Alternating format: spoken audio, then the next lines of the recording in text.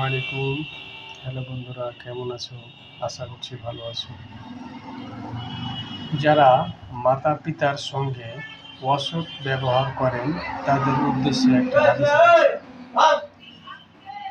একজন ব্যক্তি নবী করিম সাল্লাল্লাহু আলাইহি ওয়াসাল্লামকে এসে বললেন যে আমার কাছে পৃথিবীর বুকে সব থেকে সৎ ব্যবহার পাওয়ার অধিকারী কে? মানে আমি এই পৃথিবীর বুকে সব থেকে সৎ ব্যবহার কার সঙ্গে করব? নবী করিম সাল্লাল্লাহু আলাইহি ওয়াসাল্লাম বললেন, তোমার মাতা।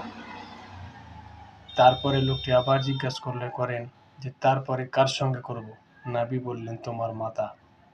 তৃতীয়বার জিজ্ঞাসা করলেন নবী করিম সাল্লাল্লাহু আলাইহি ওয়াসাল্লাম, তৃতীয়বারের জন্য বললেন, তোমার মাতা। চতুর্থবার সেই ব্যক্তিটি জিজ্ঞাসা করলেন, তখন বললেন, তোমার পিতা। তাই যারা পিতা এবং মাতা এবং পিতার সঙ্গে অসৎ ব্যবহার করেন, সাবধান।